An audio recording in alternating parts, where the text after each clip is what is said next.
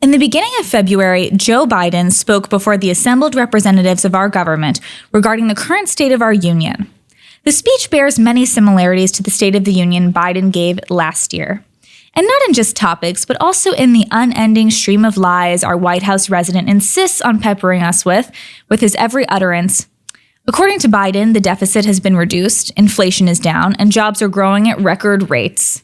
If this was even remotely true, Americans would be having a collective sigh of relief. Most people are grappling with these major problems on a daily basis. Biden also believes that granting citizenship to illegals will somehow solve the border crisis, that pro-life beliefs and laws are extremist, that it was COVID and not defund the police that is causing nationwide crime raves, and that the protesters martyred by police at the U.S. Capitol represented the greatest threat to democracy since the Civil War. This second series of claims occupy that characteristically Biden-esque sweet spot between utter stupidity and self-serving political fable. He's either really that dumb or he thinks his audience is. Either way, the press is letting him get away with it by refusing to call him out on his failures. Biden and his media lackeys would have you believe that everything right now is absolutely fine. He's desperately hoping you'll forget when things were much better than they are now and accept the current state of affairs as the new normal. Yet, if you look at how the Biden administration is being run, a number of disturbing details leap out at you. One is that no one in Biden's cabinet seems to have any idea what they're supposed to be doing. As a result, they are failing spectacularly. Yet despite this, no one is being held accountable, which guarantees the massive failures will only continue.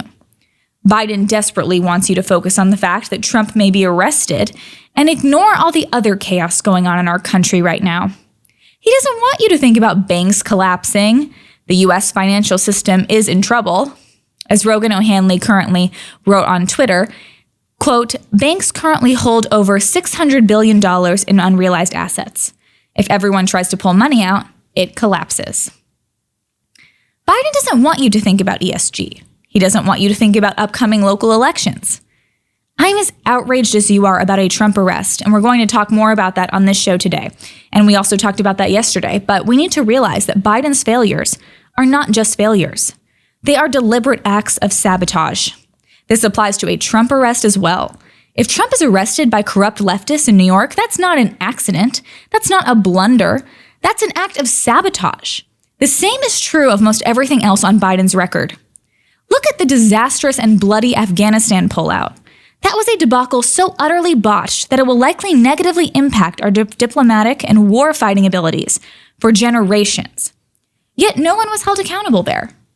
And because the incompetence people were not removed, the same Pentagon was caught flat-footed trying to respond to a Chinese spy balloon. Secretary of Transportation Pete Buttigieg was caught twiddling his thumbs over multiple supply chain crises affecting food supplies for babies and adults alike, as well as a suspected hack of our air traffic control systems. Not one to rest on his laurels, he can now claim a giant mushroom cloud of toxic and carcinogenic gas as a recent accomplishment. What could better represent his tenure than a literal toxic flaming train wreck? The talentless political hacks and diversity hires in the DOJ, Homeland Security, intelligence agencies, Department of Education, and State Department have been caught repeatedly engaging in state-directed censorship, political and religious targeting, and developing legal theories to establish thought crime. And each time they get caught, the media ignores the disaster. And these same anti-American plans go right back to work undermining the essential pillars of American government. At the top of the totem pole is the grinning Joseph R. Biden. Just because his fellow travelers and the DOJ refuse to hold him to account doesn't negate the established fact that Biden has direct ties to the communist government of the People's Republic of China. You only need to examine Biden's 2 years so far to see that it's not a stretch to claim his allegiance to America is dubious. Ask yourself if Biden is doing anything different than the PRC would do for themselves. In other words, Biden puts China's interests first. And more accurately, Biden puts himself first, if that's what makes him and his family rich. Shockingly, I know, to see that a Democrat is very likely guilty of serious crimes that put all of us at risk, yet it's Trump who may be arrested. And for what? For paying hush money to Stormy Daniels? The left gives up their credibility with this witch hunt of Trump and in exchange get to arrest Trump, but for what purpose? This same type of compromise is what killed journalism. The left decided to throw away any shred of investigative journalism, instead to work in tandem with Obama and Biden in order to push their agenda. Meanwhile, those same media watchmen are nowhere to be found when the evidence against Biden is both copious and undeniable. These years of failure feel all the more deliberate when you realize that every move Biden makes improves nothing and degrades everything. His vax mandates have sickened our nation's pilots and decimated the ranks of our military. His constant focus on divisive lies about race and gender have torn away the fabric of our society, pitting parent against teacher and civilian against police. His concerns over green energy are killing American energy, along with the whales. Had he done nothing since his installation, our country would be far better off than it is today. It's pretty damning when an inanimate paperweight gets better results. And the smoking crater that was once America is what Biden and his fellow CCP cronies want you to believe is somehow normal. It's not normal. It's normalization. Some of you might recognize what I'm referencing when I use that word. Years ago, a Soviet defector started making the rounds on the internet. It was so popular that it was even spliced into an advertisement for a video game. The defector's name is Yuri Bezmenov. The word normalization in this speech refers to the final stage of psychological warfare needed to complete a communist takeover of America. Briefly, the first step is demoralization, a process he claims was more or less complete by the time of his speech in 1985. Demoralization refers to the elimination of the moral fabric of society. Step 2, destabilization, which refers to a reconfiguration of the status quo to allow the government intrusive access into all areas of our lives. The third step is crisis, where the government takes control of everything in response to a perceived crisis. The final step, normalization, is where the tanks roll in and people accept and assimilate to the new communist regime. You may think that final move is still far off. So let's do a little thought experiment. Let's imagine that tomorrow morning Russian or Chinese tanks, or both, come into Washington, D.C. They announce the government of the United States has been scrapped and that we are now under their control. Now, don't ask yourself how you would feel in that scenario.